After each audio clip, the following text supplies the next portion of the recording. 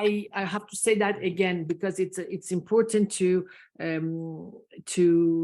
understand the importance of what we're going to talk about today, as much as all the other sessions were about a very, I would say, dark area of our societies, be it on internet, be it off internet, and the impacts are as sad and devastating as the topic itself. Today's topic is about the, I would say, the physical side, the physical impacts of trauma and how the body answers to it. But the good part of what we're going to discuss today is that we know that trauma experienced during childhood is something that impacts the whole psyche of the person, but also his or her physical health and health responses to during his or her life.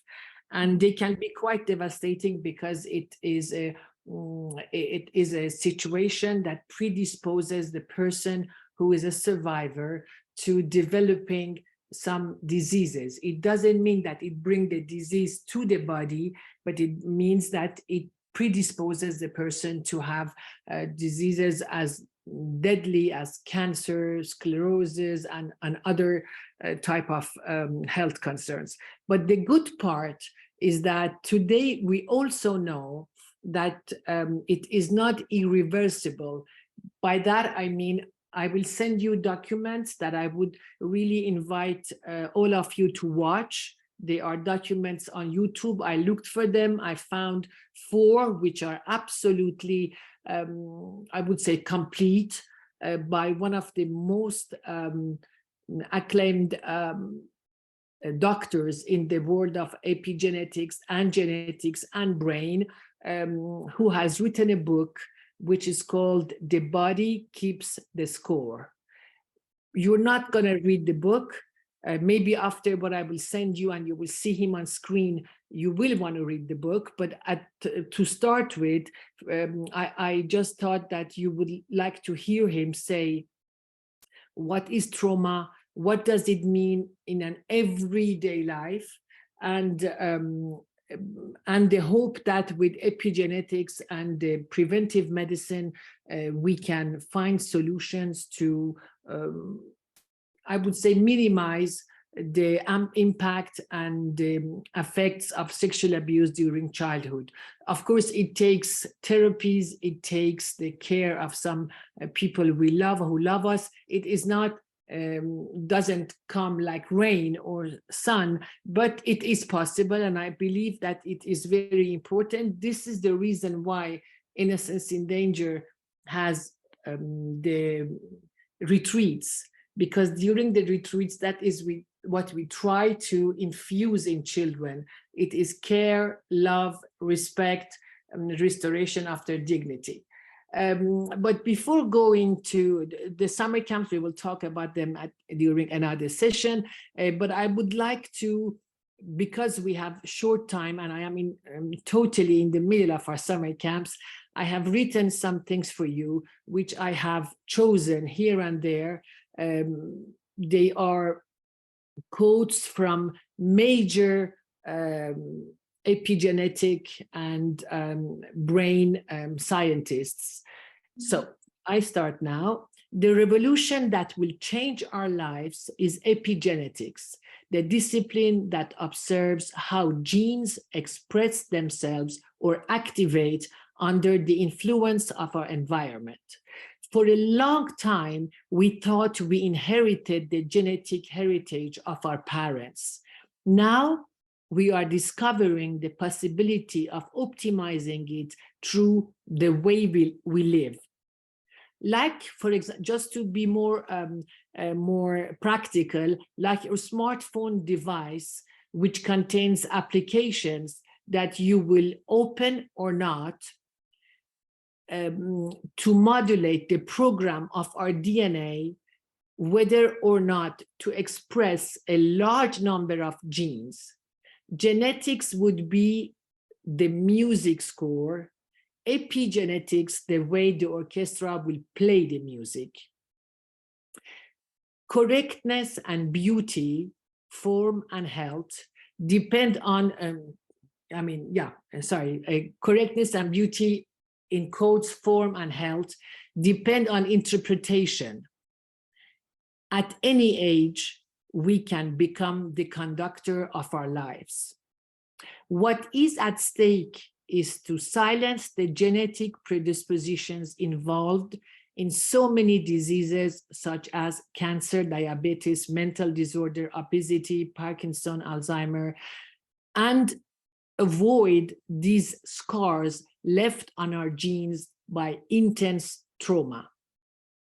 The associations between sexual assault and chronic diseases has raised interest in whatever is related to health. And we know now that trauma can cause the brain to remain in a state of hypervigilance, suppressing your memory and impulse control, and trapping you in a constant state of strong emotional reactivity. Phoebe, I am sending you after the reading 4 times 5 or 6 minutes interview with a few people who talk about all these things. So it will become more easy to understand once you have watched those videos. So don't worry. Okay. Yeah.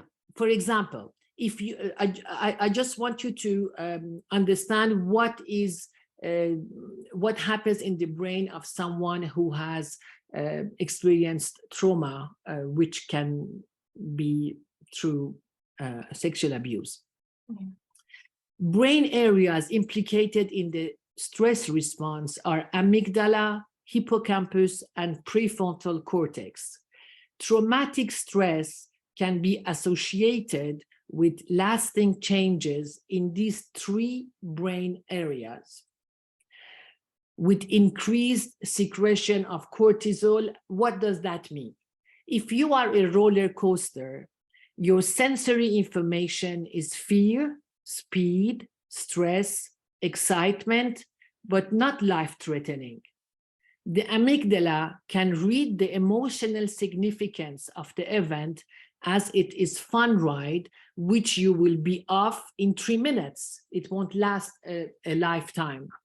The amygdala stores the visual images of trauma as sensory fragments, which means that the trauma memory is not stored like a story.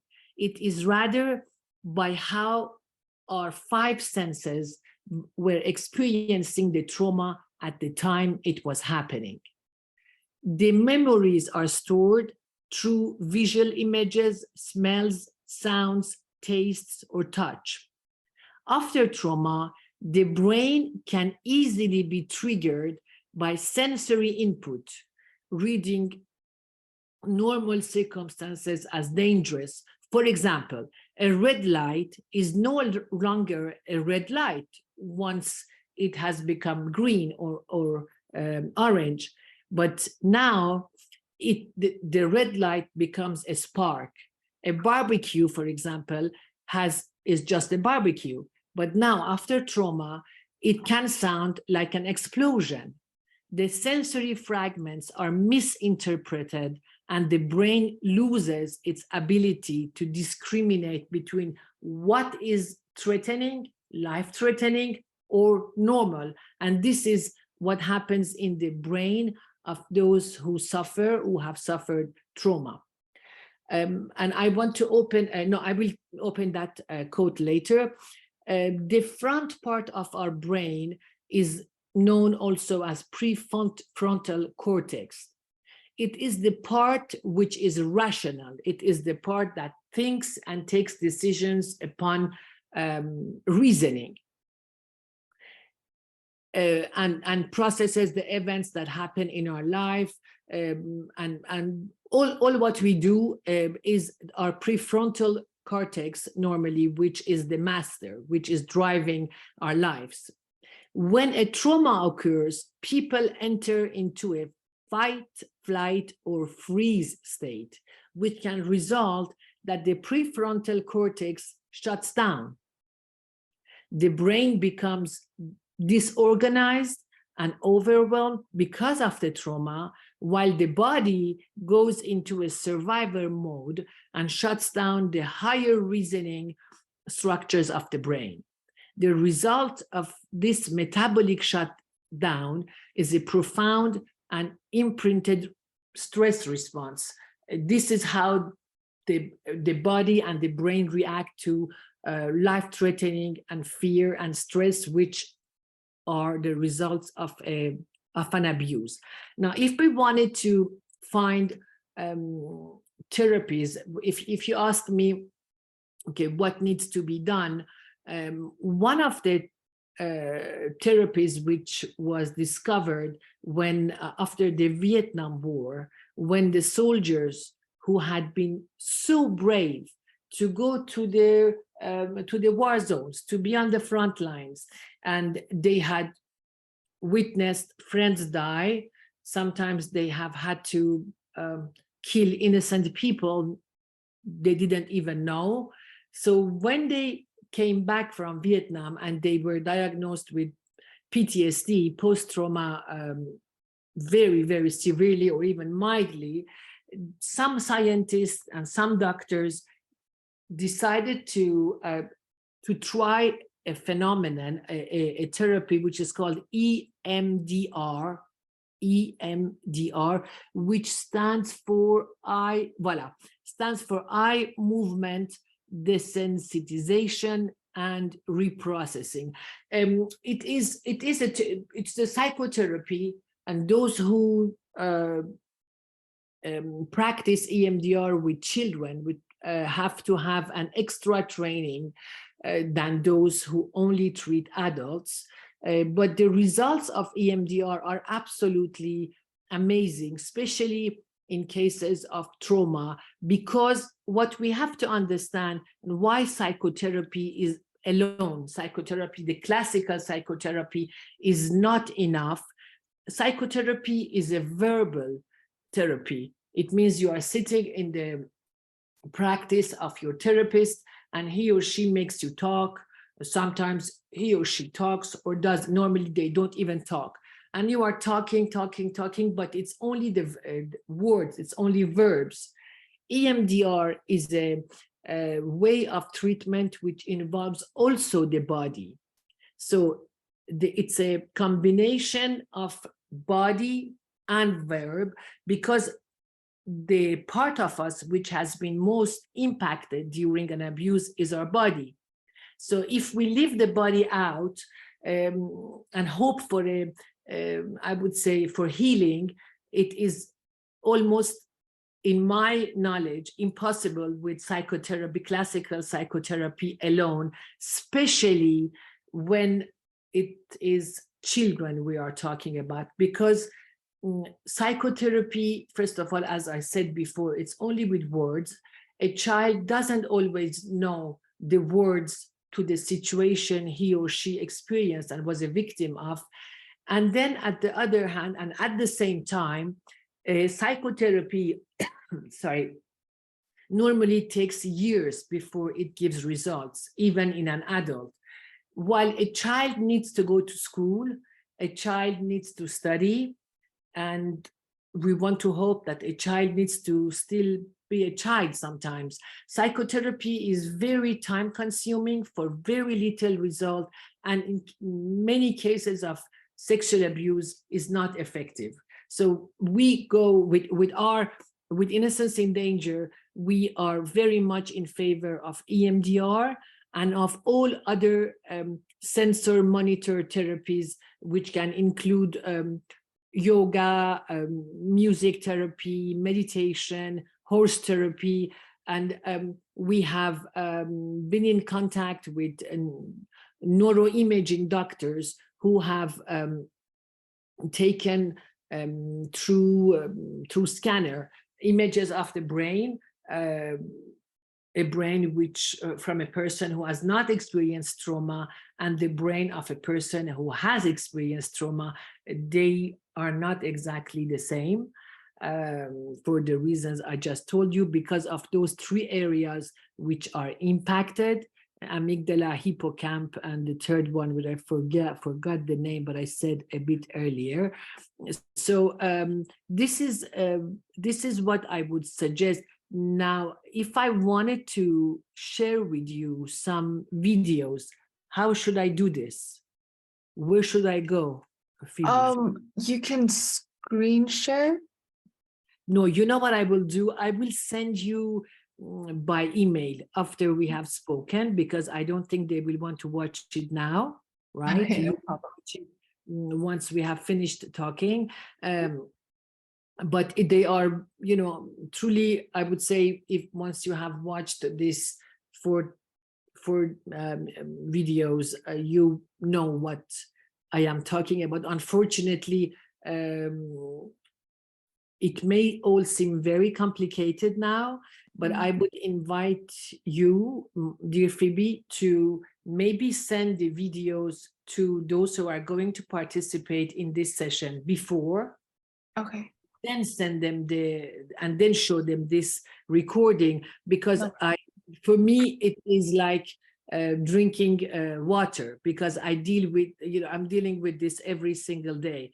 But I can imagine that for somebody who has never heard of these things, amygdala, frontal cortex, and cortisol, and all these things, it may seem complicated and they may switch off. This is the, I would say, the heart of what I wanted to share with you regarding the impacts, because of course we have learned through some, actually a team of doctors in France, who one of them was a gynecologist, and she was having visitors. A number of them would come to consult her because they couldn't become pregnant and they wanted to have a baby. So she started to dig in the family history, and she saw, for example, that her mother had had babies without a problem, that the husband and her are not sterile. So she then decided to dig more and more. And after a few sessions of meeting with the patients who could not give birth, she understood that all of them had experienced sexual abuse. So this is when a gynecologist, who basically was not an NGO to defend victims, but a doctor, she went to other doctors and she disclosed her findings. And she was actually, unfortunately, she retired now, and I feel very bad that she did so, because she was a great work partner. But basically what she did is that she was inviting a number of doctors every year to the Senate in Paris, and inviting them to search for themselves and dig in the past history of the patients they were treating, if a disease or if a condition was occurring somehow frequently with no real explanation. So this is how she did a study about the prevalence of predisposition of those who have experienced abuse for developing serious diseases, and realized that, for example, something like cancer, like sclerosis, like diabetes, occur 30 to 40 times more in people who have experienced abuse than people who have not. So the body has its own ways to respond to trauma, and sometimes and often it is not really in our hands to see it coming, because we think we're dealing with it, we think we're handling things, but then body shows the contrary. And this is one major reason for all those young generation like yourself who are interested in medicine, many scientists today believe that there is no medicine tomorrow if it is not preventive medicine. And preventive medicine is biogenetics. You will see what I will send you is biogenetics, is what I just what we just spoke about, is to say that life experiences leave an imprint on ourselves, and that we need to try to, of course, avoid them. And if ever they have occurred, because trauma is something that happens to, it's very, very common, people who have a trauma, because it can be this, that, it can be many different kinds of trauma, but the number of people who have PTSD, who have experienced trauma, is very high in every society and in every social economical background. But this is why we need to be aware of this. And I am also sending in one of the videos, I'm also sending 7 ways to heal, you know, to heal yourself at home before reaching out to a professional.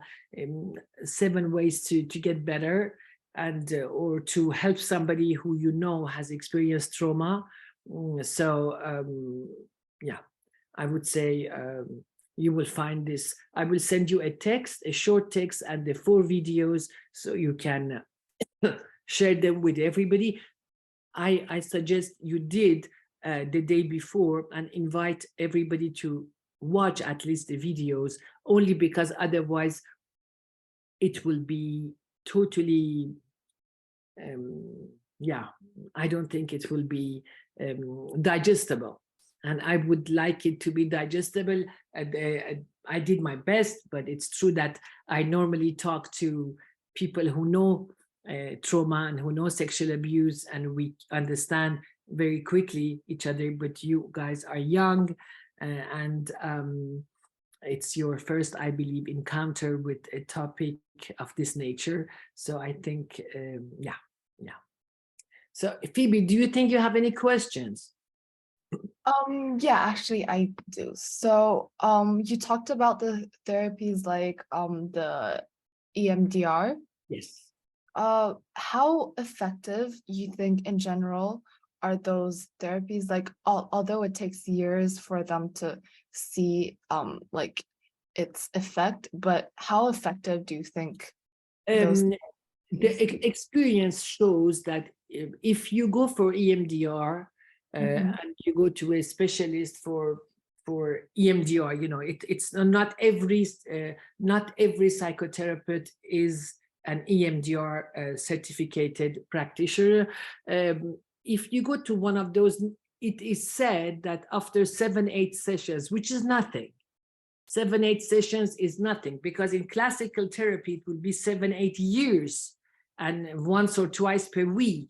It will cost a fortune, and not everybody has the time and the money to go for a classical therapy which will last that time.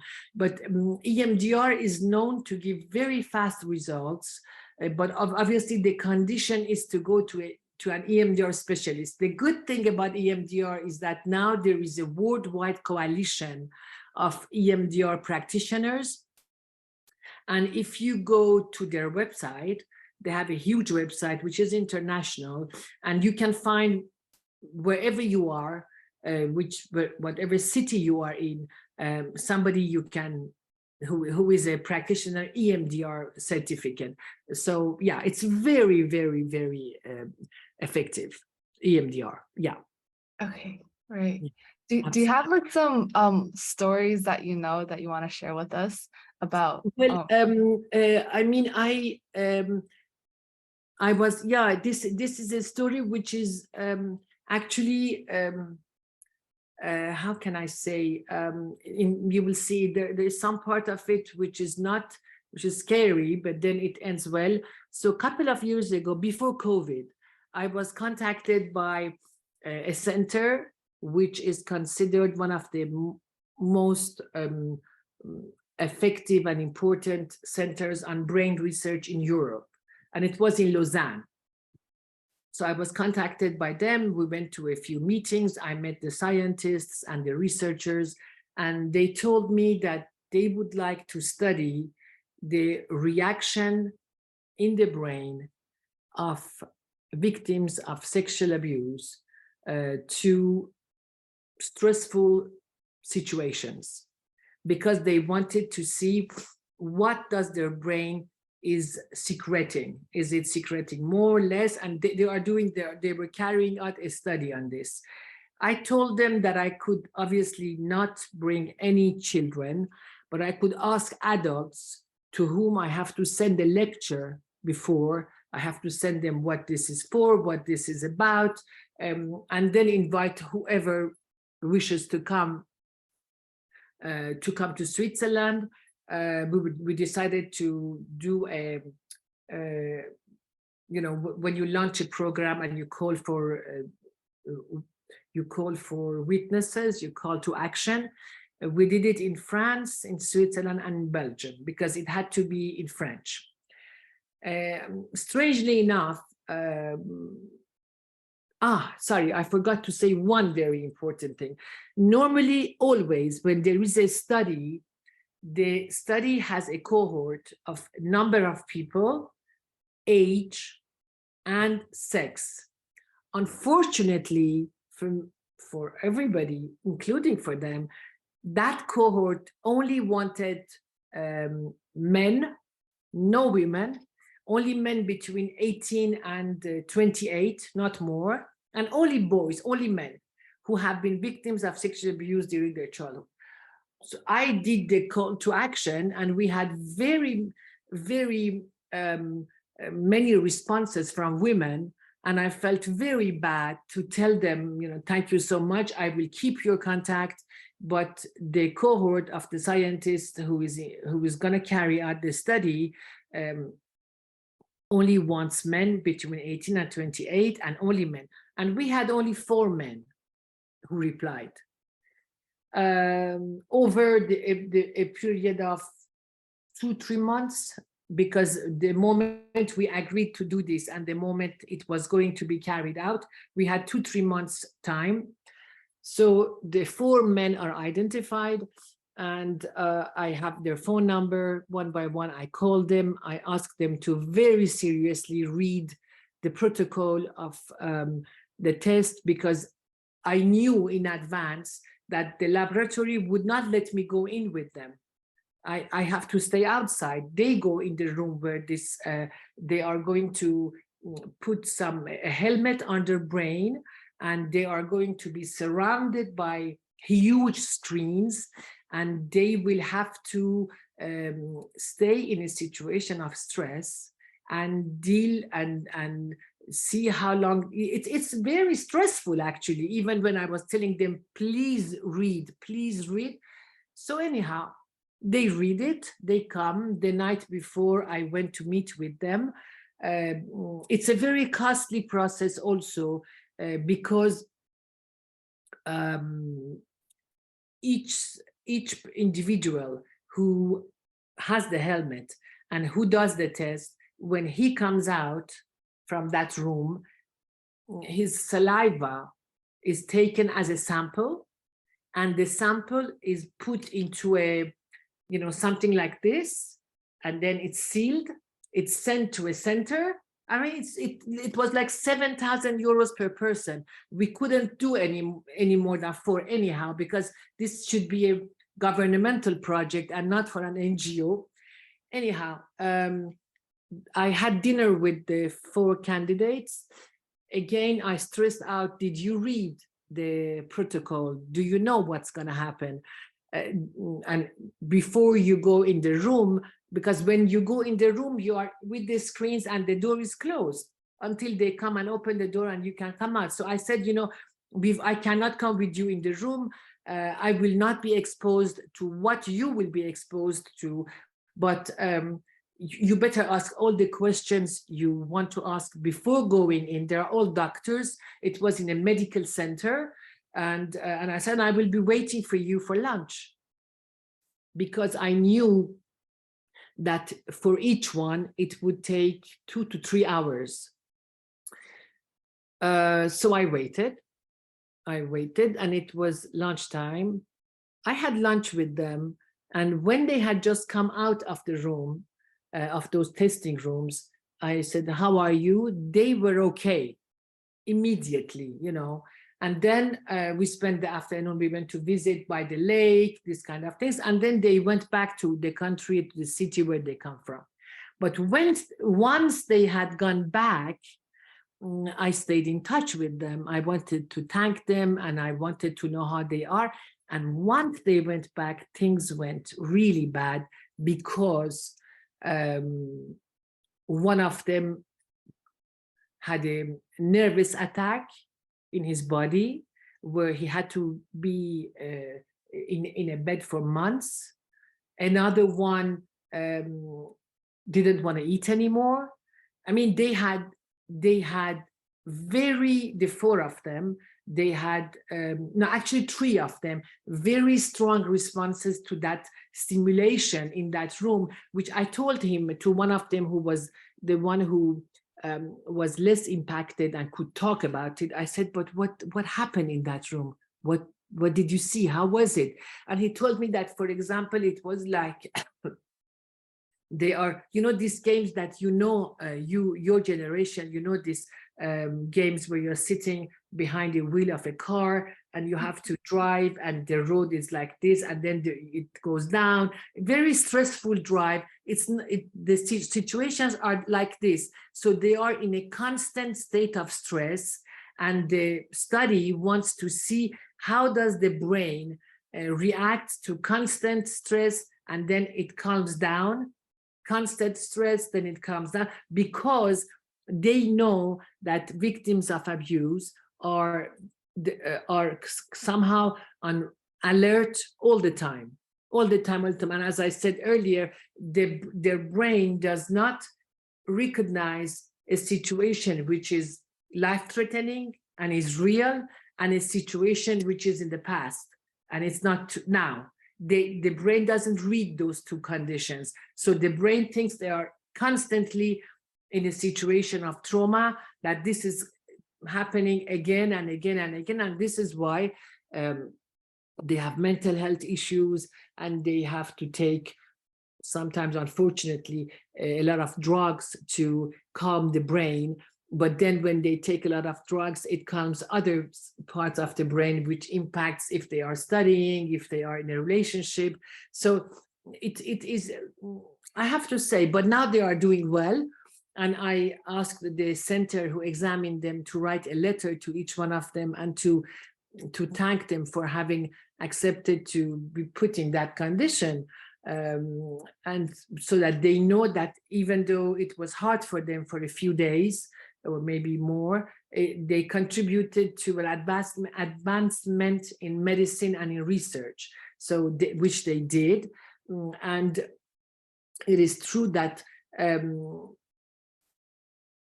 I would have loved to be able to do more for research, because I would like to think that we find, not in a many long time from now, therapies for PTSD and trauma after abuse during childhood. I would really love that, because I see the impact it has on the lives of the victims and their families. And I think, it is, for me, it is a medical emergency. But of course, if you talk to somebody who is working on Alzheimer, he will say Alzheimer is a medical emergency, which is right too. There are all these chronic diseases are very important. I just wish our countries, our governments would buy less arms and fund more research on health than killing each other. But this is a political conversation. So yeah, I hope was it a good example, Phoebe? Yeah, Did you? it's such a good example. But like, how did the scientists like examine when they had like the nervous attack when they're like back home? Yeah, when they were back home, they were sent. We actually sent them to some EMDR experts Mhm. to make them come to now, and to bring them out of the this alerts, high alert situation, to bring them back to the reality and to now. It took a few sessions, I have to say. And this is why I was I was concerned. I was upset. I was concerned. I almost said, "Oh my God, why did I accept to help? Why did I went there? But then, why did I go there?" But then I understood that for those who came, it was a, you know what, Phoebe, those who came after what they went through, and when they had their therapies back at home, they felt stronger. They Mm. felt like they had survived the trauma. You know what I mean? At the end of the end of the end, Oh, it was like very positive. overcome Voila, the exactly. They had the feeling that they had overcome the trauma of the abuse, and they were more, they felt like Hercules. And so in that sense, I was happy to hear them, and I stayed in touch with them for a year or two, because I really wanted to understand and be sure of the long-lasting results of yeah. what we had done together, and not only a couple of months after.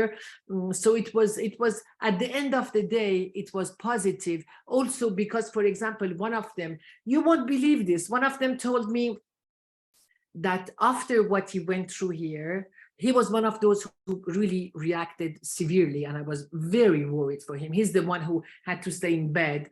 And when I could talk with him, he said that all those years, he was 25 years old. He said that all those years since the abuse had occurred, he had never had the courage to talk to his parents, and to be angry with them, to have let the uncle who was the abuser come in. He said, I never could do it. I just couldn't do it. But then after the therapy, he did it. So it had, you see, the thing is, like many difficult moments in life where something beautiful comes afterwards, they not only felt stronger because they had overcame the abuse, because the traumatic situation they were in was the same as when they were abused, but also they had been free with their words. The other one had, it was his brother who had abused him, and he told his parents that that they have to cut ties with the brother. He said, I never told my parents how angry I was when my brother would come home, but I was angry. But after this, he told his parents, finished, I live here or he comes. If until I am here, he cannot come to the house. And so it was a funny situation where out of something very fearful, I ended up thinking, it was not a bad thing at the end of the day. Yeah, yeah. So in your perspective, you think this kind of therapy, like having triggered and to overcome, eventually have a positive outcome, is good, or like a more calmer one? Which one would you prefer? Like, I would not go for this brain stimulation as a solution. No. You know why, Phoebe? Because if one of those men was a weak personality, could be, I don't know. I was very, very scared after when I heard that three of them were not doing well. I was scared that one of them may commit suicide, because it took them back to the yeah. state of abuse, and then they had to go back home. So I would not go there. But what would I totally suggest is the EMDR where you are one-to-one with a person who is there only for you and who invites your body, includes your body in the therapy, and step by step together, you go to the moment of therapy, you win, you are the one who wins, you are a winner, and you come back, but it's in a very slow motion. It can take a couple of months and not 2 hours. You know what I mean? Yeah. Yeah. More long-term, calm, Yes, yes, gradually yes, change. yes. Those, you know, unfortunately, the tests which make medicine advance are often very violent, very brutal, you know, often. But you say those men were telling me, oh, we are happy if we have health medicine. Yes, yes. Yeah. They have big love. Yeah, yeah, absolutely. So, do you have any other question?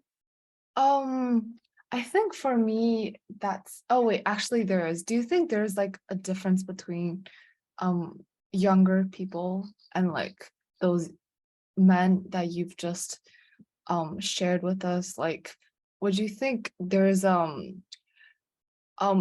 effective is it more effective for young people, or is it like I should the think therapy start young, early, yes, or yes, yes.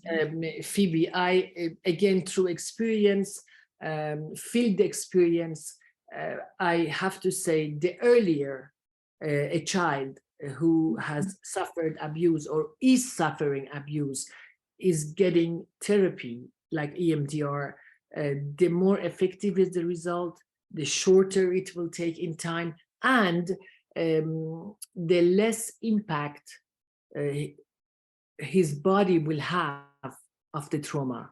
You know what I mean? He will be impacted, but then he will, the scars will be less in numbers. They will be less profound. So as early as possible, I see with the victims that we help, whom we help, those who we are lucky to encounter when they are young ages, the results are very, very quickly visible and long lasting. With adults, it is much more challenging. I'm not saying it is not possible, but it's much more challenging because bad habits are already there. yeah. Self-destruction is already there. You know, all these things have already taken place in his life. It's very difficult to get rid of all of them. Right. That's very important to know. And that's why we have the camp, right? Yes, and that's why we have the camp. And when we will talk about the camp, I believe tomorrow from 5 to 6, I will tell you the stories of why I started doing the camps, and you will see that the camps are one beautiful answer and a beautiful human adventure. Absolutely. Yeah. Yeah. And I'll get to see them tomorrow. Yes, exactly. Exactly. Yeah. I think I'll pause the recording for now.